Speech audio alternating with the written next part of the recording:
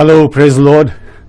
परमेश्वर को हम धन्यवाद देते हैं आज के सच्चे दिन के लिए और इस समय के लिए जो प्रभु ने बड़े दयानुग्रह से आपके और मेरे जीवन में दिया, और इस प्लेटफॉर्म के लिए, universal worship of God page के लिए, उनकी पूरी टीम के लिए, जिनको परमेश्वर ने आज की शाम ये जरिया बनाया है कि उनके जरिए आप और मैं एक दूसरे से मिल सकें। आज की इस अच्छी शाम के लिए परमेश्वर को धन्यवाद देते हैं, इस अच्छे मौके के लिए परमेश्वर को धन्यवाद देते हैं, और आप सबके लिए जो हमारे साथ जुड़ रहे हैं और धीरे धीरे जुड़ते जाएंगे, सबका प्रभु यीशु मसीह के पवित्र नाम में मैं दिल से स्वागत करता हूं। एक प्यार भरा सलाम आप सबको देता हूं, और मेरी प्रार्थना है कि आज का ये हमारा सेशन प्रभु के अनुग्रह में होकर के हम उसके पवित्र अभिषेक में होकर के, पवित्र आत्मा की अगुवाई में, उसके वचन में से कुछ जान सकें, कुछ समझ सकें और सीख सकें। वो बातें जो प्रभु ने बड़े अनुग्रह से आपके और मेरे लिए रखी हैं, उनको मिलके हम सीख भी पाएं। तो एक बार फिर से सब बातों के लिए धन्यवाद देते हैं परमेश्वर को। आप सबसे विनती है कि आप अपनी अपनी बाइबल्स लेकर के और पवित्र आत्मा से ये प्रार्थना करके कि प्रभु आज आप मेरी आंखें खोलें, मेरे कान खोलें, कि जो कुछ भी कहा जाए और सुना जाए वो प्रभु हम सब के लिए एक आत्मिक उन्नति का और हमारे जीवन में एक परिवर्तन का कारण ठहरे। तो सब बातों में प्रभु को हम धन्यवाद देते हैं और आज के सेशन को शुरू करते हैं। चलिए एक बात जो कि वचन के अंदर लिखी गई है, और ये बात यूं तो खैर बहुत पॉपुलर, एक ऐसे पॉपुलर इसलिए कह रहा हूं क्योंकि बहुत से लोगों को मैंने इस वचन के ऊपर प्रचार करते देखा है, सुना है, पढ़ा है। लेकिन चलिए, आपने भी देखा होगा, पढ़ा होगा, और ये बात शायद संडे स्कूल तक में हमने सीखी थी। लेकिन चलिए देखते हैं कि आज की शाम परमेश्वर इन वचनों के द्वारा आपसे मुझसे क्या कहने के लिए जा रहे हैं। तो जितने लोग भी इस समय अपनी बाइबल्स लेकर के बैठे हैं, चाहे वो हार्ड कॉपी में है या सॉफ्ट कॉपी में है, तो मेरे साथ मिलकर के निकालेंगे नए नियम में मत्ती के द्वारा लिखा गया सुसमाचार, उसका 14वां अध्याय निकालेंगे, और मैं उसको यहां से आपके लिए पढ़ना शुरू करूंगा उसके 22वें पद से। उससे 22वें पद से पहले जो हम एक इंस्टेंस देखते हैं, वो भी हमने बचपन में जाना, समझा और सीखा है कि ऐसा हुआ कि प्रभु यीशु मसीह के साथ बहुत सारे लोग, एक बड़ी भीड़ प्रभु के साथ थी, और प्रभु को इस बात की चिंता रही कि ये लोग जो मेरे साथ हैं या मेरे पीछे चल रहे हैं, इनको खाना खिलाया जाए। और प्रभु ने वहां पर अपने चेलों से कहा कि भाई इनको कुछ खाने को दो। तो उन्होंने बोला भाई इतने लोगों का खाना हम कहां से लाएं, और अगर जाएंगे भी तो बहुत वक्त लग जाएगा। तो हालांकि वहां भी एक बड़ी इंटरेस्टिंग बात है कि प्रभु ने बोला तुम ही इनको खाने को दो। अगर मेरे चेले हो तो जो लोग तुम्हारे साथ हैं, जो लोग भूखे हैं, जो लोग परेशान हैं, उनकी भूख मिटाना फिर तुम्हारी जिम्मेदारी है। क्योंकि इस चीज को बहुत सारे लोग समझ नहीं पाते, और इस चीज की जिम्मेदारी को बहुत से लोग जान नहीं पाए आज के दिन तक भी, कि बेशक वो चाहे प्रभु के चेले बन गए, लेकिन उनको बाकी लोगों की जरूरतों का ध्यान नहीं है। कई लोग सिर्फ अपनी जरूरत पूरा करने के लिए जी रहे हैं, या फिर उनको अपने से ज्यादा और किसी की कोई जरूरत नजर भी नहीं आती। कहने को कहते हैं, पढ़ने को पढ़ते भी होंगे, लेकिन इतनी जिम्मेदारी को उठाने के लिए तैयार नहीं होते कि इतनी बड़ी भीड़ है, अब उसको खिलाएंगे कैसे। क्योंकि यशायाह में लिखा है कि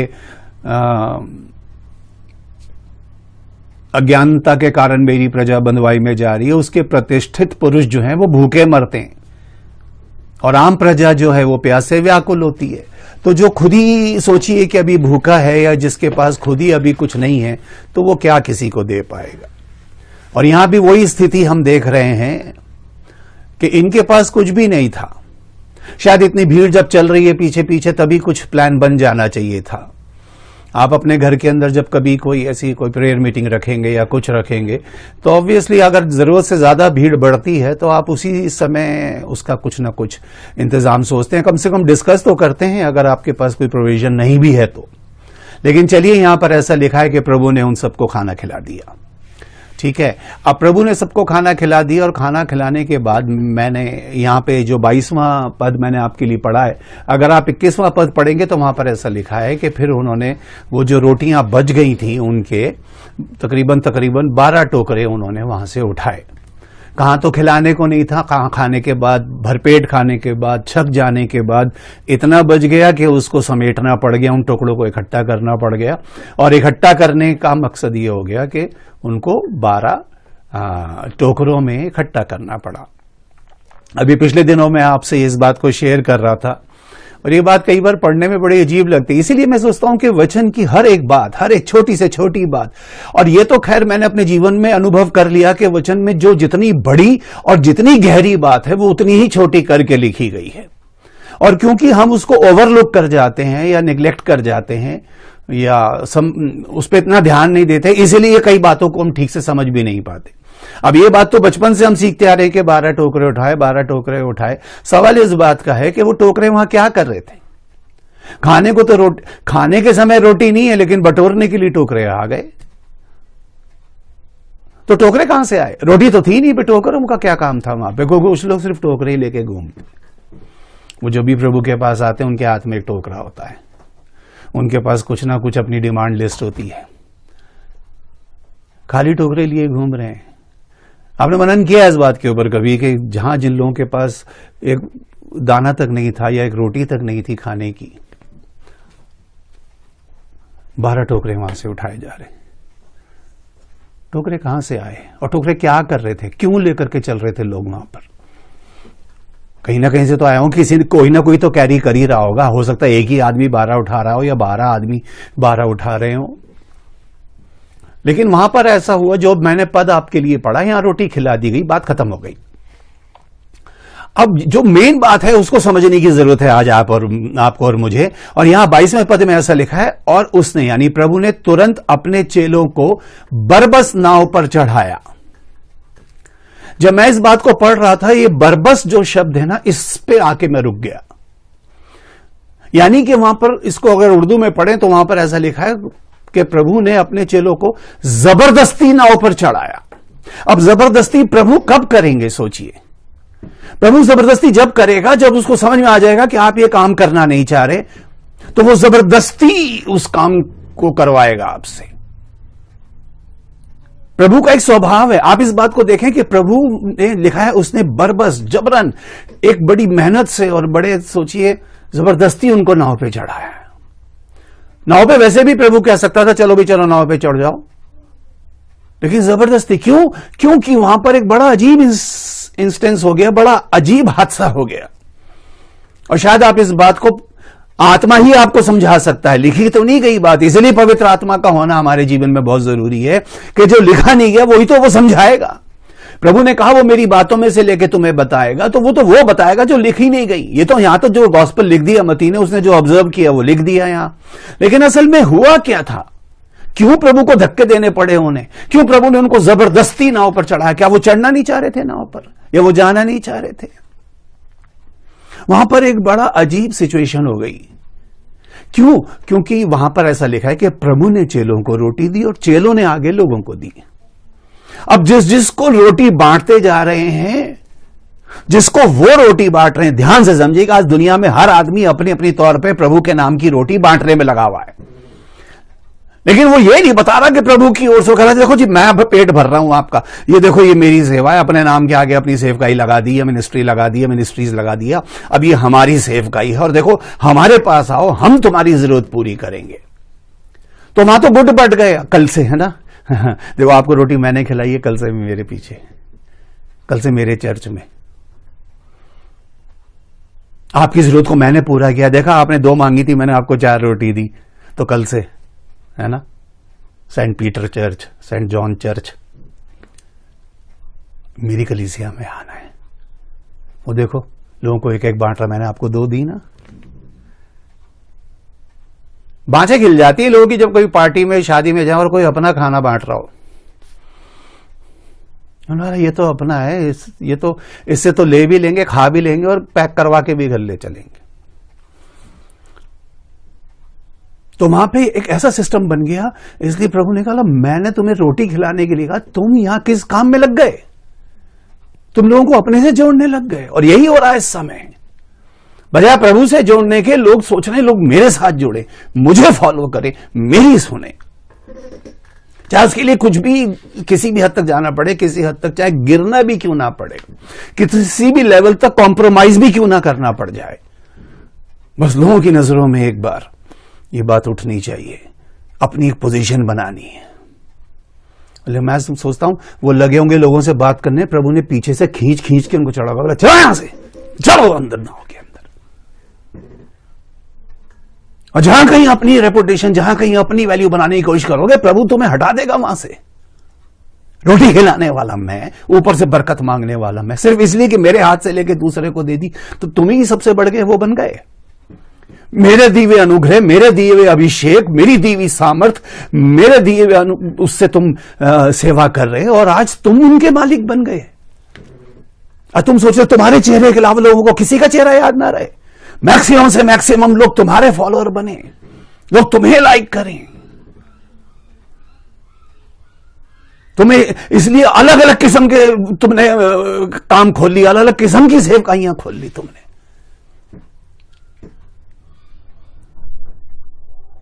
लिखा जबरदस्ती चढ़ाया, और यहां लिखा है कि वो उससे पहले पार चले जाएं, बोले मैं तुम चलो चलो मैं आ रहा हूं, तुम पहले चलो मैं आया। इस आयत ने मुझे घंटों रोक के रखा, पता आपको, अभी तो समय को मैं कुछ और बताने के लिए रुक रहा हूं, लेकिन प्रभु ने पवित्र आत्मा में मुझे इतना कुछ बताया इस आयत के बारे में, अपने से पहले भेज दिया, बोले तुम पार जाओ, जब तक वो लोगों को विदा करे। बोले सर हम उनको सी ऑफ कर, वो सी ऑफ मैं कर लूंगा, ये मेरी वजह से चल रहे हैं, इतने दिन से भूखे प्यासे, तुम्हारी वजह से नहीं चल रहे, ये मेरे फॉलोअर्स हैं। तुम इन्हें अपने फॉलोअर बनाने की या अपने विश्वासी बनाने की कोशिश मत करो। और जहां कई लोगों को अपने फॉलोअर, अपने विश्वासी, ये मेरे विश्वासी, तेरे विश्वासी बनाने की कोशिश करोगे ना, प्रभु कहां से कहां पहुंचाएगा तुम्हें अंदाजा भी नहीं है इस बात का। बहुत सोच समझ के उसके नाम को इस्तेमाल करना, बहुत सोच समझ के उसके और लोगों के बीच में खड़े होने की कोशिश करना। उसने मर के पर्दा फाड़ के सब कुछ अलग करके सीधा मेल मिलाप करा दिया परमेश्वर से। और दाएं बाएं के लोगों की जरूरत उन्हीं को पड़ती है जिनका डायरेक्ट मेल मिलाप अभी तक हुआ नहीं प्रभु से। वही इधर उधर भटकते फिरते हैं, यहां से काम नहीं बना, यहां से इसकी नहीं अच्छी लगी इसको छोड़ दिया, उसकी पसंद आई उसकी सुन ली। तुम कब जाके बात करोगे उससे? पर्दा तो फटा पड़ा है, बस अब तुम्हें उसकी उस गुप्तता तक जाना ही तो है, घुटने ही तो टेकने, बात ही तो करनी है उससे। जबरदस्ती धक्के दे दे के चढ़ाया उनको, चलो वो सर हम लोगों को विदा करें, बोले उनको मैं कर लूंगा, तुम उधर जाओ। और आगे लिखा है वो लोगों को विदा करके प्रार्थना करने को अलग पहाड़ पर चढ़ गया। लोग इधर चले गए, इनको नाव में बिठा करके उधर भेज दिया और खुद पहाड़ पे चढ़ गया। एक गए वापिस रोटी खा पी के अपने घर, समझते जाना। एक वो जिनको प्रभु ने बोला तुम इधर जाओ, बहुत मेहनत कर ली, बहुत रोटियां बांट ली, इतने सारे लोगों को बांटने में भी टाइम लगा होगा, मेहनत लगी होगी। और लिखा वो अलग पहाड़ पर चढ़ गया और सांझ को वहां अकेला था। इसके विषय में बहुत सी बार, बहुत से वीडियोस में, बहुत से सरमन्स में मैं आपको बता चुका हूं, इसलिए उसको इस समय बताने की कोई आवश्यकता नहीं है, क्योंकि ये सब बातें आप जानते हैं। हम आगे वाले समय में देखेंगे कि वहां प्रभु हमसे क्या बात कर। तो जब नाव जा रही है झील में को, तो बाइबल बता रही है, 24वां पद पढ़ेंगे, उस समय नाव झील के बीच लहरों से डगमगा रही थी क्योंकि हवा सामने की थी। इस आयत ने मुझे इतना हौसला दिया है, हकीकत में आपको बता रहा हूं, इतने साल जो सेवकाई में मैं टिका रहा, इस आयत ने मेरी इतनी मदद की कि वहां लिखा है कि प्रभु ने जिस नाव में उनको चढ़ाया, याद रखिएगा प्रभु ने चढ़ाया है, और वो जब वो बीच में पहुंच गई तो डगमगा रही थी। लोगों के जीवन डगमगा जाते हैं, लोगों के परिवार डगमगा जाते हैं, लोगों की सेवकाइयां डगमगा जाती हैं, विश्वास डगमगा जाते हैं, भरोसा डगमगा जाता है। ईमान, यकीन सब डगमगा जाता है। बोले इसमें तो प्रभु ने बिठाया था, डगमगा क्यों रही है? और लिखा है वहां पर, उसकी वजह लिखी है, क्योंकि हवा सामने की थी। इसको भी यूं समझे, हवाएं विपरीत थी। और जब प्रभु का कहना मानना शुरू करोगे, प्रभु के कहे अनुसार चलोगे, हवाएं आपके विपरीत हो जाएंगी। Conditions are going to be unfavourable at the utmost level. आप प्रभु के कही हुई काम करके तो देखो। जिस नाव में बिठाया वो भी डगमगा रही है, क्योंकि हवा उल्टी चलने लगी। उसका काम था उस नाव को डगमगा देना। लेकिन हौसले, हियाव और सुसमाचार यह है कि जिस नाव में प्रभु ने आपको बिठाया है, डगमगा तो सकती है, डूब नहीं सकती। याद आती है आपको वो बात कि प्रभु यीशु मसीह एक बार चेलों के साथ नाव में खुद भी था वो, और लिखा है नीचे के हिस्से में जाकर के वो सो रहा था। और लिखा है लहरें यहां तक, वो फिर कभी आपको बताऊंगा, यहां तक टकराती थी कि नाव टूटने पर हो गई थी। यहां तक, उस लेवल तक ये हवाएं विपरीत चलेंगी आपके, और आपका भरोसा और आपका ईमान चेक करेंगे। आपको बस ये बात ध्यान रखना, इस नाव में मुझे बिठाया किसने है, ये रिश्ता मेरा जोड़ा किसने है, ये घर मुझे दिया किसने, ये परिवार मुझे दिया किसने, कलीसिया मुझे दी किसने, ये सेवकाई मुझे, मैं खुद ही चलाने के लिए खड़ा हो गया औरों को देख दाख के, ये यही प्रभु ने दी है, या मैं अपनी एक अलग से नाव चला रहा हूं? क्योंकि ऐसा हो नहीं सकता कि जिस नाव में प्रभु आपको बिठाया उसके विपरीत हवाएं ना चले। इम्पॉसिबल बात है। अच्छे अच्छों की नाव हिला दी उस हवा ने। क्योंकि हवा सामने की थी। आए, और वो रात को चौथे पहर झील पर चलते हुए उनके पास आया। आप सब जानते हैं 4 पहर दिन के होते हैं और 4 पहर रात के होते हैं। आज हमारी जो घड़ी है वो, उसमें दिन बदलता है रात को 12:01 से लेके अगली रात 12 बजे तक। ये मैंने बहुत सारी बार अपने वीडियोस में लोगों को बताया है और सरमज में भी बताया। आप में से कुछ लोग ऐसे हैं जिन्होंने शायद ये बात पहले भी सुनी होगी, लेकिन जो नए लोग हैं उनके लिए बता रहा हूं। तो हमारा दिन शुरू होता है रात को 12:01 से लेकर रात को 12 बजे तक। यानी जिस दिन में आप और मैं इस वक्त जी रहे हैं उसमें 2 रात होती हैं और 1 दिन होता है। यानी एक रात तो हो जाएगी 12 से सुबह तक, फिर सुबह से शाम, और फिर एक रात आ जाएगी आपके 6 से। लेकिन पुराने नियम में जो हम दिन काउंट करते थे वो काउंट होता था सांझ से सांझ तक, सनसेट टू सनसेट।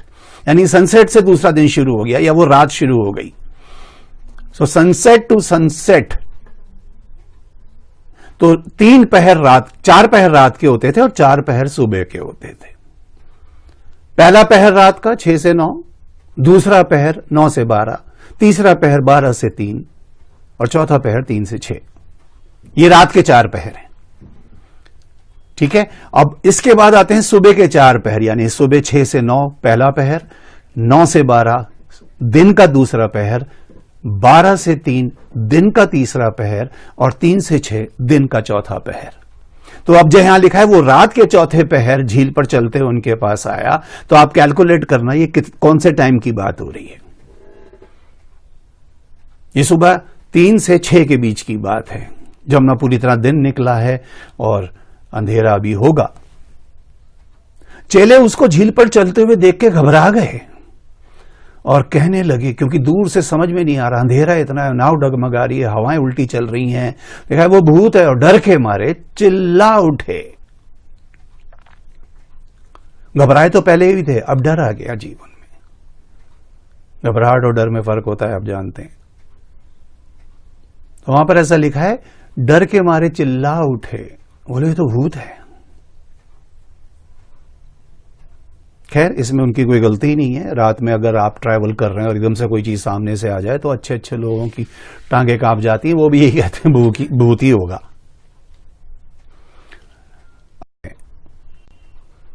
अब उनके मन के अंदर एक डर है, परेशानी है। तो लिखा है, इसीलिए लिखा है यीशु ने तुरंत उनसे बातें की। इससे पहले कि वो और कुछ बात बोलते या किसी और लेवल तक पहुंच जाते डर के मारे, लिखा है यीशु ने तुरंत उनसे बातें की और कहा, ढांढस बांधो, मैं हूं, डरो मत। ढांढस बांधो, मैं हूं, डरो मत। ये 3 बातें जो हैं ये तो जीवन में आप सबने सीखी भी होंगी और लोगों ने आपको सिखाई होंगी। ढांढस बांधो, जो कई बार नहीं बांध पाते। मैं हूं, विश्वास नहीं कर पाते कि वो है। और डरो मत की बात तो ये है कि बहुत मुश्किल हो जाता है उस परिस्थिति के अंदर डर को कंट्रोल करना या डर के ऊपर ओवरकम होना, क्योंकि डर दुष्ट का एक बहुत बड़ा हथियार है। मैंने कई बार आपको दुष्ट के हथियारों के विषय में बताया है। उसका एक बहुत बड़ा एक क्या बोलते हैं ना, एक तरीका है आपको प्रभु के उस चीज से दूर करने का, वो है डर, भय। प्रभु ने कहा मैं हूं। अब यहां से आज का प्रचार शुरू होता है। ये सारी बातें तो मैंने आपको एक भूमिका के रूप में बताई।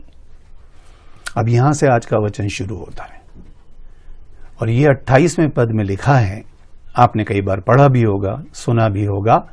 आया देखें प्रभु का आत्मा आज आपको और मुझे क्या बता रहा है। और यहां पतरस ने उसको उत्तर दिया, उसने बोला मैं हूं। अब यहां पे सवाल होता है, हे प्रभु यदि तू ही है। वो कह रहा है डरो मत, मैं हूं। वो कह रहा है यदि तू ही है। अब यहां पे एक क्या बोलेंगे ना, आइडेंटिटी प्रभु की मांग रहा है। वो उसको अपनी एक कंफर्मेशन चाहिए कि प्रभु यदि तू है,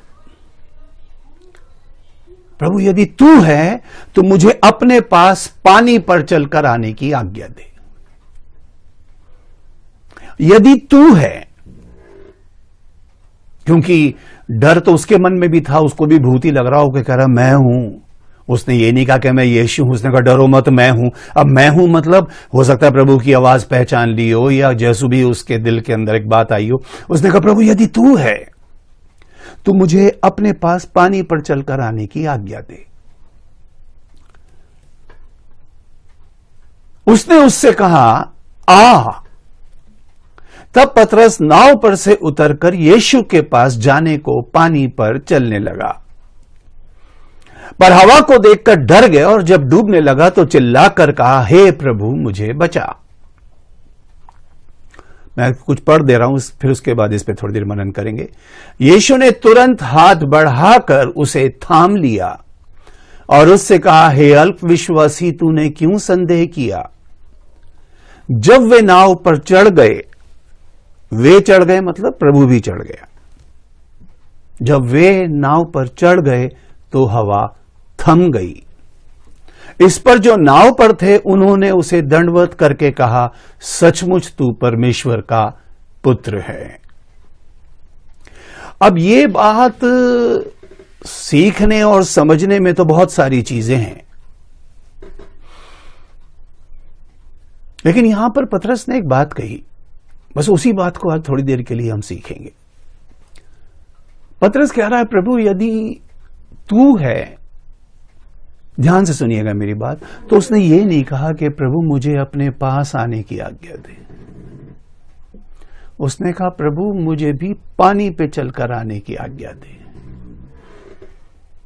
तो इस समय जबकि नाव डगमगा रही है, हवाएं विपरीत हैं, परिस्थितियां बहुत उल्टी सुल्टी हो रही हैं, इस समय पूरे संसार के अंदर लोग व्याकुल हैं, परेशान हैं, चिंतित हैं, डरे हुए हैं, नहीं पता अगले पल में क्या होगा, हमारी नाव कब उलट जाएगी।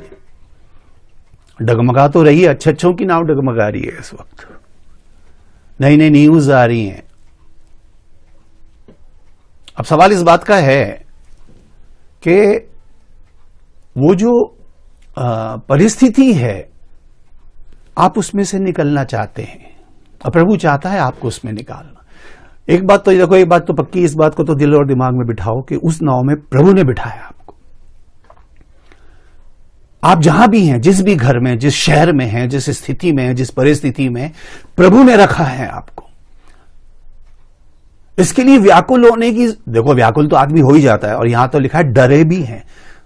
इस समय पूरा संसार डर के मारे कांप रहा है।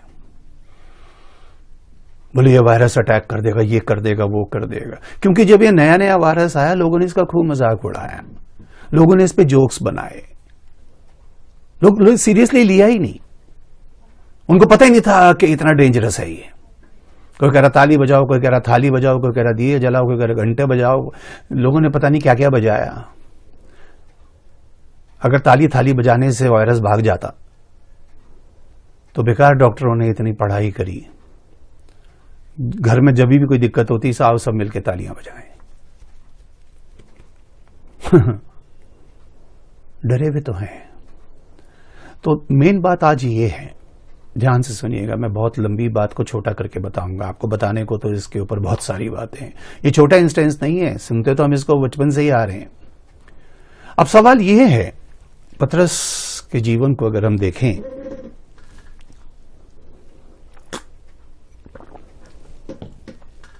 सवाल ये है, इस सारी परिस्थिति से निकल के, इस डगमगाती हुई नाव से निकल के, इस परेशानी से निकल के, सामने प्रभु को देख करके पतरस प्रभु के पास जाना चाहता है, या पतरस पानी पर चल के प्रभु के पास जाना चाहता है? क्योंकि बाइबल बताती है जब वो डूबने लगा तब कह रहा प्रभु मुझे बचा। उससे पहले उसने नहीं कहा कि मुझे बचा। उसने यही नहीं कहा कि प्रभु देखो नाव ऐसी हो रही है, प्रभु हमें बचा ले। उसने कहा प्रभु अगर तू है तो मुझे भी पानी पे चलकर आने की आज्ञा दे। और संसार में बहुत से ऐसे लोग हैं, वो प्रभु के लिए कुछ करना तो चाहते हैं, वो चाहते हैं करें, तरीका हमारा हो। मैं जाना तो चाहता हूं प्रभु के पास, लेकिन पानी पे चल के जाना चाहता हूं। जैसे प्रभु चल रहा तो मैं भी चलूं। यहां सबमिशन को नहीं देख रहे हैं हम, सजेशन को देख रहे हैं। और ऐसे ऐसे लोग मैंने देखे वो प्रभु को इतनी सजेशंस देते हैं, प्रार्थना तक में सजेशन देते हैं लोगों को कि प्रभु तू इसको ऐसे करना, तू ऐसे करना, तू ऐसे करना। चाहे उस प्रार्थना में माफी है या नहीं है, पश्चाताप है या नहीं है, पछतावा है या नहीं है, बस प्रभु तू इसको ऐसे करना। बस प्रभु 1 महीने में तेरी नौकरी, 2 महीने में तेरा वीजा, इतने में तेरी शादी, इतने में तेरा बच्चा, इतने में तेरा वो। और प्रभु कह रहा है कि वो कर देगा। प्रभु तेरे कहने पे चलेगा। और प्रभु ने ये नहीं कहा चल पानी पे चल के, प्रभु ने कहा हाँ, अगर, क्योंकि सवाल इस बात का है कि तू प्रभु के पास जाना चाहता है या पानी पे चल के प्रभु के पास जाना चाहता है। कुछ लोग बिजनेस करना चाहते हैं, लेकिन वो प्रभु को, अब बिजनेस करने का मतलब है वो सोचते हैं कि बिजनेस करूं तो मैं पैसे कमाऊं। अब सवाल ये है कि वो प्रभु को बताएंगे प्रभु मैं वो ये नहीं बताएगा कि मुझे एक अच्छा बिजनेस करना है प्रभु के, मैं आगे हूं। वो अपने तरीके बताएगा, प्रभु इसको मैं ऐसे ऐसे ऐसे करना चाहता हूं। चाहे उसमें लाख झूठ बोलने पड़े, कितनी हेरा फेरी करनी पड़े, कितने लोगों को बेवकूफ बनाना पड़े। क्वेश्चन है, आप बिजनेस करना चाहते हैं या अपने तरीके से करना चाहते हैं जिसके लिए प्रभु को आप सजेशन दे रहे हैं?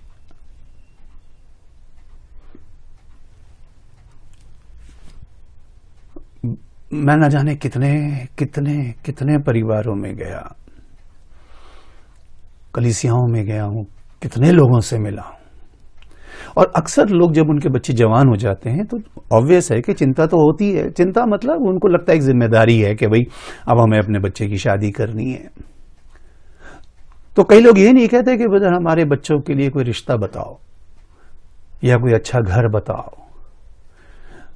वो कहते हैं ब्रदर कोई रिश्ता बताओ, कोई फैमिली बताओ, लेकिन वो जॉइंट फैमिली ना हो, न्यूक्लियर फैमिली, बस वो और हमारा बच्चा 2 जन हो, कोई इंटरफेयर करने वाला ना हो, कोई उनको चेक करने वाला ना हो, कोई सजेशन करने वाला ना हो, कोई उनको उनकी गलती बताने वाला ना हो। वही नहीं कह रहे कि कोई अच्छा जीवन साथी मिल जाए, वो कह रहे हैं कि ऐसा मिले कि न्यूक्लियर फैमिली हो।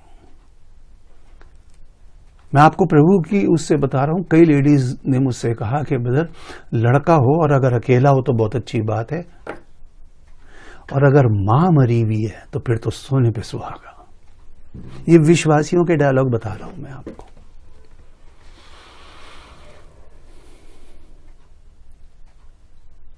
रिक्वायरमेंट अलग चीज है, सजेशन अलग चीज है। अब मैं उस हिसाब से लड़का देखूं तो जो भी दिखता जाए, जिसकी मां भी है, बाप भी है, घर भी है, कैंसिल कैंसिल कैंसिल। शादी ऐसे करनी, ऐसा हो वही नहीं कहेगा प्रभु मुझे एक अच्छा जीवन साथी दे जो मुझे मेरी प्रभु में बढ़ने में, जो आपके पीछे चलने में, जो आपके साथ साथ बढ़ने में मेरी सहायता करे, मदद करे, हकीकत में एक ऐसा सहायक। नहीं, मुझे इस किस्म से ऐसे चाहिए। वो अपना सजेशन देगा प्रभु को। प्रभु कह रहे तुझे मेरे पास आना है या पानी पे चल के आना है? जब मैं कहूंगा आ जा तो फिर तो पानी क्या, फिर तो आ ही जाएगा। और वो आ गया। प्रभु ने सिर्फ इतना कहा था आ, और वो पतरस पानी पे नहीं चला, वो आ पे आ गया। जिस तरह 38 वर्ष के रोगी को प्रभु कहता उठ, तो उठ में वो उठेगा ही। उठ का मतलब है उठ जा, उसको दाएं बाएं नहीं देखना। वो कह रहा प्रभु अच्छा फिर ऐसा करूं कि पहले हाथ नीचे करके उठूं, या प्रभु पैर करके उठूं, या प्रभु करवट लेके उठूं? एक से एक सजेशन देने वाले मिलेंगे आपको दुनिया में। और आप प्रभु के लोग हैं तो आप सोचेंगे कि इसको असल में चाहिए क्या प्रभु से, ये मांग क्या रहे हैं? वो कह रहे जी बहुत अच्छी। कई तो सच में ऐसे विवाह करना चाहते, कई तो विवाह करना ही नहीं चाहते। अभी कुछ साल पहले एक दिल्ली यूनिवर्सिटी के अंदर एक सर्वे हुआ जिसमें जवान लड़कियों से बहुत सारे सवाल किए गए, तो उसमें बहुत से उन्होंने जवाब दिया, बोले हम तो शादी करना ही नहीं चाहते। बोले क्यों? बोले एक आदमी के साथ कौन पूरी जिंदगी बिताएगा? एक आदमी के साथ कौन पूरा जीवन बिता सकता है? और आज तो बहुत कुछ हम दुनिया में होता हुआ देख रहे हैं। वो सबको मुझे यहां से बताने की जरूरत नहीं है, डिटेल में आप सब जानते हैं। और बोले कभी भी, हम तो कभी चाहते ही नहीं कि हम फैमिली शुरू करें, हमारा को भी कोई बच्चा हो, क्योंकि कौन अपने शरीर के साथ खेलेगा? वैसे तो करना ही नहीं चाहते। अब यहां सवाल यह है कि हम प्रभु को अपने तरीके बता रहे हैं क्या? हम प्रभु को अपनी सजेशंस दे रहे हैं, या हम वाकई उसके अधीनता में आ गए? वचन कहता है कि स्त्री पुरुष के अधीन रहे। अधीन, वो जो अधीनता है ना, प्रभु की अधीनता में चलना, प्रभु जैसा कहे वैसा। बेशक अब तू इस मुसीबत से छुटकारा पाके प्रभु के पास जाना चाह रहा है, या तू सोच रहा है जैसे प्रभु चल गया तो मैं भी चल के दुनिया को बताऊं, और वो चला पानी पे। ऐसी बात नहीं है, विश्वास तो आपको पानी पे चलवा भी देगा। और ये सारी बातें बचपन से सुन रहे कि जहां उस लहरों, प्रभु लोग ऐसी बताते हैं, प्रभु से निगाह हट के लहरों पे लगी तो वो डूबने लगा। प्रभु ने थाम लिया और लिखा जब दोनों वहां चढ़ गए नाव पे तो अब थम गई। लेकिन जो मेन बात है वो ये है कि क्या हम प्रभु की सबमिशन में हैं, या हम प्रभु को सजेशन देने वालों में?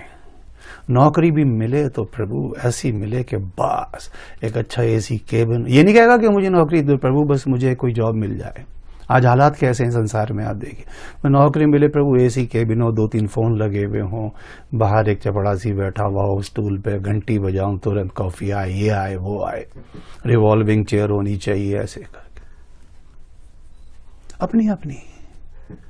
और कई लोग तो लोगों को सिखाते हैं। हकीकत में मैंने किताबें तक लोगों ने लिख दी इस बात के, जो भी प्रभु से चाहिए उसको बिल्कुल एक्यूरेट बताओ। लाल कार चाहिए तो बोलो लाल ही चाहिए, ये कंपनी की चाहिए तो यही चाहिए बस, पत्नी अगर ऐसी चाहिए तो ऐसी ही चाहिए बस। Be very precise, be very specific. जो भी प्रभु से मांगो उसको, प्रभु मेरा सजेशन तो ये है कि आप मुझे ऐसी देना, नौकरी मिले तो ऐसी, बीवी मिली तो ऐसी, बच्चे मिले तो ऐसे, घर मिले तो ऐसा लिया। प्रभु कह रहे लोग सड़क पे सो रहे हैं बेटा, तेरे सर पे छत है, ये गनीमत जान। लोग कूड़े में से खाना उठा के खा रहे हैं, तू डाइनिंग टेबल पे बैठ के खा रहा है, गनीमत जान इस बात को। लोग मर रहे हैं बीमारियों से, कितने तो संसार से चले गए। जब ये कोविड शुरू हुआ, कई लोग जब जैसी जिसका पता लगा, आप जानते हैं इस बात को, लोगों को घर से घसीट के ले जाया गया, और जो गया वो चला ही गया, वो लौट के नहीं आया, घर वालों ने शक्ल तक नहीं देखी उसकी। आप क्या प्रभु को सजेशन दोगे? बस उसकी सबमिशन में बने रहो, उसकी अधीनता में बने रहो। लिखा है उसके अधीन रहो तो वो तुम्हें शिरोमणि बनाएगा। अधीनता का मतलब ये, जो उसने कह दिया वो कह दिया, हो सकता है जिस नाव में उसने आपको बिठाया वो डगमगा रही हो, परेशानी हो, सारी दुनिया झेल रही है, लेकिन आप फिर भी कम झेल रहे होंगे। आप फिर भी मनपसंद खाना खा रहे हैं। लोग तो खाना बना बना के, पका पका के इंटरनेट पे डाल रहे हैं, देखो जी आज मैंने ये बनाया, वो बनाया, ये बनाया। उनसे पूछो कितने भूखों को खिलाया, कितने भूखों को खिलाया घर बुला के खाना। हो जी घर कौन बुलाया, कोविड कितनों की सुधी ली।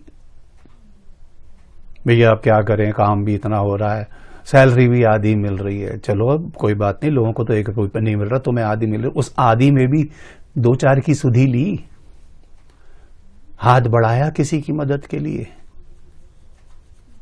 बस प्रभु अब तो ऐसा मिल जाए, नौकरी भी अब ऐसी मिल जाए। जिनकी चली गई वो सोच रहे प्रभु अब ऐसी मिले, वो कदम ब कदम प्रभु को सजेशन दे रहे। कुछ लोग प्रभु के साथ चलना चाहते, लेकिन तरीका उनका हो। यहूदा इस्करियोती ने क्यों बेचा प्रभु को, आपको पता है क्यों? क्योंकि लिखा है वो उसके पास थैली रहती थी और प्रभु हमेशा राज्य की बातें करते थे। उसके दिमाग में था जब ये इसका राज्य आ जाएगा, राज्य पलट देगा, ये कर देगा, वो कर देगा, तो फाइनेंस मिनिस्टर की पोस्ट तो मेरी है। लेकिन इन्होंने ये देखा कि ये तो जब देखो मरने की बात करता है, जब देखो जाने की बात करता है, ये दुख उठाने की बात करता है, ये कहता है तुम्हें लोग पीटेंगे और इधर ले जाएंगे, उधर ले जाएंगे, पता नहीं क्या क्या हमारे साथ होगा। ये कैसा राज्य होगा जिसमें ऐश करने की बजाय ये। तो आज भी बहुत सारे लोग प्रभु के साथ चलना तो चाहते हैं, लेकिन तरीका हमारा हो। प्रभु की सेवा करना चाहते हैं बिना अधीनता के, क्योंकि अधीनता आज किसी को पसंद नहीं है। कौन किसके अधीन चल रहा है बताइए? सब स्वतंत्र हैं, बोले हम तो इंडिपेंडेंट, स्वतंत्र हैं। ये स्वतंत्रता दूसरों के लिए लिखा है बाइबल में, चौकस रहो कि तुम्हारी ये स्वतंत्रता लोगों के लिए ठोकर का कारण ना बन जाए। साफ कहता है पौलुस इस बात को, तुम्हारी ये स्वतंत्रता कहीं ठोकर का कारण ना बन जाए। हम मुझे प्रभु की सेवा करनी अपने तरीके से, जो मुझे अच्छा लग रहा है। मैं प्रभु के लिए प्रचार करना चाहता हूं, तरीका मेरा होगा। मैं गाना गाना चाहता हूं, ये तरीका मेरा होगा। मैं प्रार्थना करना चाहता हूं, I want to a prayer warrior. लोग खटाखट खटाखट खटाखट बस चंगे होते चले जाएं। हो सकता है ना प्रभु ने तेरी ड्यूटी लगा रखी हो, तो बस घुटने पे रहना, किसी बंद कोठरी में प्रार्थना कर, बस यही तेरा काम है। अरे प्रभु जी, फिर इससे लोग मुझे कैसे जानेंगे, मेरी शक्ल कैसे पहचानेंगे? तेरी शक्ल है कितने दिन की? 60, 70, 80, उसके बाद तो अपने भी भूल जाएंगे। इधर सांस की डोर टूटी, सब कुछ खत्म है। गैर तो गैर अपने भूल जाएंगे। देखा होगा आपने, जब दफनाने के बाद आते हैं ना, तो घर के अंदर हंसी ठट्टे हो रहे होते। तीसरे दिन की मीटिंग में आप देखो, दुनिया भर की बातें हो रही, तो कौन उसके बारे में बात करता है? हाँ ये है, वो कहेंगे जी थोड़ी देर के लिए खड़े होकर के रिश्तेदारों में से कोई बोलना चाहे तो बता दे। जानते सब होंगे, बोलेंगे 2 या 3, और वो भी क्या बोलेंगे? बोले जी उनको ये अच्छा पसंद था, ये था, वो था, बड़े अच्छे थे, बड़े अच्छे थे, बड़े अच्छे थे। वो तो सारी दुनिया जान रही है। माहौल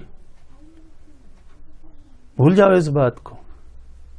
अरे जिस प्रभु ने आपकी और मेरे लिए जान दी थी, उसी की बात कितनी बार करते हो आप घर के अंदर, अपने बीवी बच्चे हो, अपने हस्बैंड के साथ, उसका नाम कितनी बार लेते हो? लोग सच कहते हैं, किसी के जाने से दुनिया रुकती नहीं। बड़े बड़े जो जिनके आप फैन रहे वो चले गए दुनिया से, उनके बारे में कितनी बार बात करते हो? कभी भी नहीं। पौलुस भी तभी याद आता है जब बाइबल खुलती है। उसने क्या क्या किया उसको जानने के लिए पढ़ने की बहुत जरूरत होती है। लेकिन हाँ, जो हमारे आइडल रहे, जिनके हम फैन रहे हैं, उनके बारे में कुछ पढ़ने, उनके बारे में सब बाय हार्ट याद है हमें। तो सेवा भी मुझे अपने तरीके से करनी है। ये सेवा में मुझे देखना है कि मैं वाकई मैं गाने भी गाऊंगा तो ऐसे, मैं प्रचार भी करूंगा तो ऐसे, मैं सेवकाई भी चलाऊंगा तो ऐसे, मैं प्रार्थना भी करूंगा तो ऐसे। प्रभु उसकी अधीनता में, उससे पूछने की जरूरत ही क्या है? मुझे उसने अच्छी आवाज दी है तो इसका मतलब मैं गाना ही गाऊंगा। मुझे उसने 4 आयतें बता दी तो अब तो मैं भी प्रचार करूं, मेरे बच्चे भी करे, मेरा दायां भी करे और बायां भी करे। प्रार्थना, मुझे प्रार्थना करनी आती है। अच्छा, क्या प्रार्थना कर रहे हो? बोले वही टेलीकास्ट है, एक बार वही कैसेट घूम जाती है बार बार बार बार बार बार। कुछ नई बात नहीं है प्रभु से कहने के लिए। प्रभु सबको आशीष दे, प्रभु सबको चंगाई दे, प्रभु सबको ब्लेसिंग दे, प्रभु सबको दे, सबको दे, सबको दे, सबको दे। लोग कह रहे मुझे पता है किसको क्या देना है, तो पहले खुद भी तो देख उस बात को। प्रभु को सजेशन देने की जरूरत नहीं है, उसकी सबमिशन में रहो। नौकरी भी ऐसी हो जिसपे कोई मेरा बॉस ना हो, किसी को अकाउंटेबल ना रहूं मैं। और ये प्रार्थना में कही जाती है बातें, ये चाहते लोगों के अंदर से कि आज अगर मैं सेवकाई भी कर रहा हूं तो मेरी सेवकाई को कोई चेक करने वाला ना हो, कोई नेगेटिव कमेंट ना कर दे, कोई मुझे ये गलती ना बता दे मेरी। बस वहां तुरंत डांट पड़ी, हे अल्पविश्वासी, सबके सामने ही पड़ी। लोग कह रहे विश्वास से चल रहा है, तूने क्यों संदेह किया? जब तुझे, यही तो सबसे बड़ी बात थी। बस यही बात को मैं आपको बताना चाह रहा हूं कि आपको प्रभु के पास जाना है या पानी पे चल के प्रभु के पास जाना है। आपको विवाह में एक अच्छा जीवन साथी चाहिए या वो चाहिए जिसे आप पसंद कर रहे हो, और हो सकता है अगले दिन के आटे के साथ ही वो घर के 2 टुकड़े कर दे। आपको काम चाहिए, आपको इनकम चाहिए, या आपको अपना मनपसंद वो काम चाहिए? और मनपसंद काम करने में हजारों लोग, मैं कितने ऐसे लोगों को जानता हूं जिन्होंने इन्वेस्ट किया, ये किया वो किया, बर्बाद हो गए। आज एक पैसे की कमाई नहीं है। उनसे पूछो क्या भाई, हमने वहां भी इन्वेस्ट किया, यहां किया, फिर ये बिजनेस शुरू किया, फिर ये किया, फिर ये किया, क्यों? पूछा नहीं ना उससे। हम कर लेंगे, ये कर रहा तो मैं भी कर लूंगा। यही तो चल रहा है मार्केट में। अब तो बाजारवाद हो गया, अब तो मार्केट क्या मंडी लग गई है। अब तो सुबह से लेके शाम तक बोले ये कर रहा है, अरे ये कर रहा है, फिर तो मैं भी कर लूंगा। अरे ये गा रहा है, फिर तो मैं भी गा लूंगा। ये प्रार्थना कर रहा है, वो इससे अच्छी प्रार्थना तो मैं कर सकता।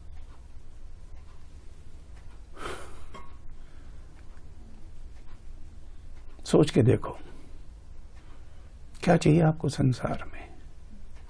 प्रभु की निकटता, प्रभु की उपस्थिति, प्रभु से मिलना।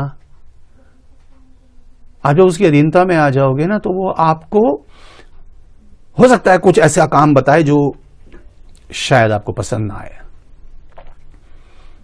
लेकिन उसका प्रतिफल बहुत बड़ा है।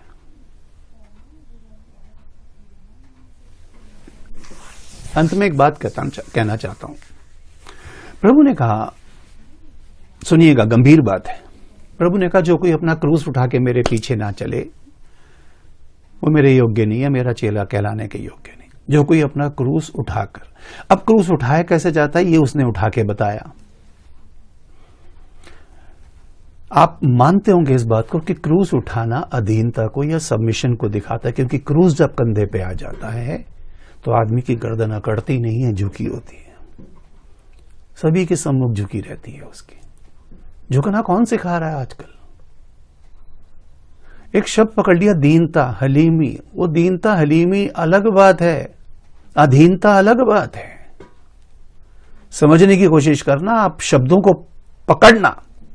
दीन होना, हलीम होना अलग बात है, अधीन होना अलग बात है। क्रूस उठाना अधीनता को दिखाता है। इट इज अ सबमिशन कि लो जी मैं। अब लोग कह रहे हैं प्रभु तो बहुत भारी लग रहा है, इसमें तो दर्द बहुत हो रहा है, इसमें तो विरोध बहुत हो रहा है, इसमें तो सब मेरे पीछे पड़े हैं, इसमें तो सब लोग मेरे क्या बोलते हैं, है ना, मेरे ऑपोजिशन में हैं और अब मिसट्रीट कर रहे हैं। प्रभु ने कहा उठानी तो क्रूस है बेटा। तो प्रभु फिर मैं गले में टांग लूं, सोने की बनवा के टांग लूं, मैं अपने पर्स में रख लूं प्रभु, क्रॉस इन माय पॉकेट। मैं अपनी मैंने देखे लोगों के जूते की जिप के अंदर, जो जिप वाले शूज हैं, उसमें क्रॉस लटकी हुई है। आप ढूंढना, आपको मिल जाएंगे इंटरनेट पे, गूगल में इमेजेस में जब आप जाओगे। एक ने कहा प्रभु कहां लटकाऊंगा, कहां हटाऊंगा, कैसे करूंगा? मैं गुदवाई लेता हूं अपने शरीर के ऊपर। प्रभु ने एक ही शब्द बोला, प्रभु ने बोला क्रूस लटकाना नहीं, गुदवाना नहीं, उठाना है। हम तो प्रभु को सजेशन देते हैं, प्रभु उठाना, ये भी तो उठाई रखी है मैंने एक तरह से। सबमिशन में इफ्स एंड बट्स नहीं होते।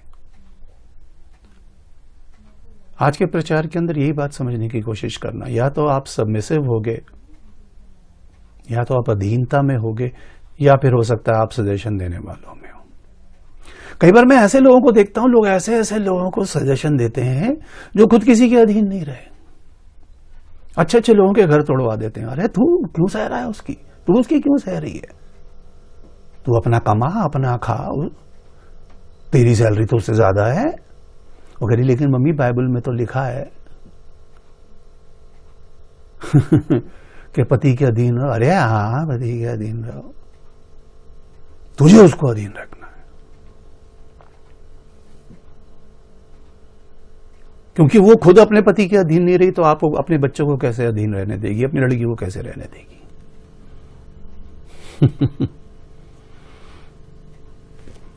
अभी पिछले दिनों की बात है, मैं किसी से मिला बातचीत में, तो हस्बैंड से कुछ कहा सुनी हो गई होगी, वो लड़की ने तुरंत, उसके पास और तो कोई नंबर था नहीं, समझ रहे होंगे आप मेरी बात। नंबर तो खैर बहुत हो गए, उस समय एक ही नंबर था, तो तुरंत अपनी मम्मी को फोन मिलाया, मम्मी ऐसा कर रहा है, वैसा कर रहा है, ऐसा कर रहा है। रियल बात बता रहा हूं मैं आपको। मम्मी लड़की को लेकर थाने पहुंच गई। अब थानेदार सुन रहा है, उसकी भी सुन रहा है, उसकी मां की भी सुन रहा है। मां ज्यादा उबल रही है, जितनी कमियां उसको आज अपने दामाद में दिख रही हैं उतनी उस समय नहीं दिखी थी जब वो रिश्ता तय हुआ था। तो सारी बात जान लेने के बाद उसने लड़की से कहा, बेटा आप थोड़ी देर जाके बाहर बैठो। वो बैठ गया, वो बैठ गई, चली गई बाहर। थानेदार ने उसकी मां से कहा, बहन जी एक बात बताओ, आपने कभी दही जमाई है? कह रही है जी। बोला मैं सिंपल सा एक सवाल पूछ रहा हूं, आपने कभी दही जमाई है? बोली हाँ जी जमाई है। कैसे जमाते हो? तो बोले जी गर्म दूध होता है, उसमें थोड़ा जामुन मिलाते हैं और रख देते हैं रात भर सफेद। बोले कितने कितने घंटे बाद उठ करके उसको हिला करके चेक करते हो कि जमी या नहीं जमी? बोले जी बार बार कौन चेक करेगा, एक बार छोड़ दिया तो जम गई। तो बोले जब एक बार लड़की घर से विदा कर दी तो उसको उसके हाल पे छोड़ दो ना, उसकी भी तो दही जमने दो, वक्त तो दो। तुम चली आती हो थोड़ी थोड़ी देर में चम्मच हिलाने के लिए, कैसे जमेगी वो? कैसे अधीनता में आएगी अपने? वो समझेगी कब इस बात को? क्योंकि तुम्हारे हस्बैंड से नहीं बनी तो तुम सोच रहे हो कि इसकी भी ना बनने दो। मैं आपको हकीकत बता रहा हूं, ऐसे कितने केसेस बता सकता हूं। मेरी उंगलियों पे रटे पड़े उन लोगों के नाम। बर्बाद कर दिया उन्होंने अपने बच्चों के घरों को। चम्मच मार मार के दूध में मार मार के आज के दिन तक उनकी दही नहीं जमने दी उन्होंने। आप सब समझदार लोग हैं, आप पकड़ पा रहे हैं कि मैं क्या समझाने की कोशिश कर रहा हूं। तो जिसकी खुद नहीं जमी होगी दूसरे की भी नहीं जमने देगा। जो एक कहावत है ना दुनिया में कि जो बांझ है वो किसी के गोद में बच्चा बर्दाश्त नहीं कर सकती, ऐसे बहुत सारे लोग हैं। आप इतने खुश क्यों हैं? ये लोगों से बर्दाश्त नहीं हो रहा। आप इतनी तंगियों के बावजूद भी, इस डगमगाती नाव में भी, हवाई विपरीत चलने के बावजूद भी उस झील में से बाहर क्यों नहीं आ रहे? हम आएंगे झील में, हम नाव से बाहर आएंगे, लेकिन तब आएंगे जब प्रभु कहेगा बाहर आ जाओ। अपनी तरफ से कोशिश नहीं। प्रभु ने नहीं कहा था उसे तू बाहर आ जा, उसने कहा प्रभु मैं आ जाऊं। प्रभु ने कहा चल ठीक है आ जा। लेकिन उसने ये नहीं कहा कि प्रभु मैं आ जाऊं आपके पास, उसने कहा प्रभु मुझे भी आगे, मैं पानी पे चल के आना चाहता हूं। अब पानी पे चल के आके बाकियों को या अपने आप को या प्रभु को क्या समझाने की कोशिश कर रहा है? और क्या तू सोच रहा है इससे कोई इंप्रेस हो जाएगा? मैंने तो आपको बताया है, अगर आज की डेट में कोई प्रचारक प्रचार करे और मुर्दा भी खड़ा हो जाए तो इसमें आंखें फटने की क्या बात है? हजारों मुर्दे खड़े कर दिए, प्रभु ने करे, प्रचारक ने करे, आज कोई खड़ा कर देगा तो इसमें क्या बड़ी बात है? इसमें क्या बड़ी बात है बताइए? अपना तो बुखार तक नहीं उतर रहा, अपनी तो पत्नी का नहीं पता, अपने तो बच्चों का नहीं पता, अपने घर का नहीं पता क्या हो रहा है। सुबह उठ के अखबार में ये देखना है चीन क्या कर रहा है, ये नहीं देख रहा कि घर में चीनी कब से खत्म हो गई, उसके बारे में कुछ नहीं। खुद तो गिलास उठा के भी नहीं रखता वो। ऐसे ऐसे लोग सलाह देने वाले मिलेंगे आपको, आपका दिमाग पलट के रख देंगे। इसलिए मैं यही चाहता हूं आज की शाम आप इस बात को सीखने और समझने की कोशिश कीजिएगा कि प्रभु के अधीन रहो। प्रभु से कोई सवाल नहीं, प्रभु कह रहा बैठ जा तो बैठ गया। हाँ, अगर पानी पे चलना चाहते हो, बोले प्रभु मैं आपके पास आना चाहता हूं, प्रभु कह रहा है आजा। आप प्रभु का काम करना चाहते हैं तो प्रभु को बताएं। दाएं बाएं लोगों से क्या सजेशन लेने, ये दुनिया खुद डूब रही है। लिखा पृथ्वी, बाइबल में लिखा पृथ्वी अपने सब रहने वाले समेत गल रही है। ये आज कल लिपट के खत्म हो जाएगी। कौन यहां पे किसका है, अपने ही नहीं है, गैर की तो बात भूल जाओ। आज जमाना आप खुद जानते हो, न्यूज़पेपर उठाओ, जितने भी दुनिया में गलत काम लोगों के साथ हो रहे हैं अपने ही तो कर रहे हैं। घर वाले पूरे नहीं पड़ रहे, बाहर वाले क्या करेंगे। बहुत से लोग कहते हैं क्रिश्चियन कम्युनिटी है ना, कितने वैसे दौर से गुजर रही है, कितने उसमें हो रही है, कितने लोग इसके विरोध में। कोई विरोध में नहीं है। यहां तो अपने ही अपनों की टांग खींच रहे हैं, यहां तो अपने ही नहीं चाहते कि कोई दूसरा आगे बढ़ जाए। मुझे इसको कहने में कोई बुराई नहीं कर रहा हूं मैं, लेकिन एक छोटी सी इंफॉर्मेशन आपको दे रहा हूं। न जाने कितने ग्रुप्स के अंदर मैं जुड़ा हूं और डेली जब भी मेरा कोई सेशन होता है मैं जरूर सबको फ्लायर्स भेजता हूं, इंफॉर्मेशन भेजता हूं। उनमें से लोग एक भी व्यक्ति ना तो वो फ्लायर को देख के कभी कमेंट करता, ना वो मेरा सेशन अटेंड करने के लिए कभी आता, ना वो मुझे कोई मेरे सेशन को देखने के बाद कोई कमेंट करता। ये बस यही है दुनिया में, ये कैसे पढ़ रहा है, वो कैसे पढ़ रहा है, वो क्यों कर रहा है। प्रभु की, जब वो प्रभु की अधीनता में आएगा तो ये प्रभु के आत्मा के मुंह से कैसे चलाएगा। ये प्रभु का दिया हुआ काम है, इसमें मैं अपना प्रभु को सजेशन नहीं दे सकता। मेरी राय कोई कीमती नहीं। जब बहुत साल पहले प्रभु ने मुझसे एक बात कहलवाई थी और मैंने कई प्रचारों में बताई, if you are chosen by God then you have nothing to choose. अगर प्रभु ने आपको चुन लिया फिर आपके पास चुनने के लिए कुछ नहीं है। उसको चुनने के बाद वो आपको अपनी अधीनता में लाएगा, ये कर ये कर ये कर, और आपको करते चले जाना है। उसको पता है ये नाव में मैंने बिठाया है, उसको पता है ये हवाएं मेरे कंट्रोल में है। डर भय सब जगह है, विश्वासियों के जीवन में भी है, लेकिन ये आओ बांधो। जब प्रभु कहेगा नाव से निकल तो निकल पड़ना, फिर मत रुकना। तो प्रभु इन सब बातों को सीखने में और समझने में आपकी मदद करे। Thank you so very much, आपने इतनी पेशेंटली वचन को सुना। मेरी प्रार्थना है कि जो कुछ भी अगर आपने सीखा, अगर एक छोटी से छोटी बात भी आपने सीखी है तो इस वचन को ज्यादा से ज्यादा लोगों तक पहुंचा जरूर देना, शेयर जरूर कर देना। लाइक चाहे मत करना, कोई बात नहीं, शेयर जरूर कर देना। शायद हो सकता है इस वचन को सुन के किसी की आंखें खुले, कोई तो ऐसा हो जो प्रभु की अधीनता में आए। तो universal worship of God page के लिए धन्यवाद, पूरी टीम के लिए धन्यवाद। प्रभु के आने में समय और प्रभु की योजना में है तो फिर कभी मिलेंगे और मिलकर कुछ और बातों को सीखेंगे। तब तक प्रभु का अनुग्रह, उसकी दया, उसकी करुणा आप सभी पर, आपके घर, आपके परिवार पर रहे। आप सब प्रभु में सुरक्षित रहें, आनंदित रहें, आशीषित रहें और सब बातों में उसके धन्यवादी रहें। सारी महिमा प्रभु को देते हैं और सब बातों के लिए मैं दिल से आपको धन्यवाद देता हूं। Thank you so very much. Praise the Lord.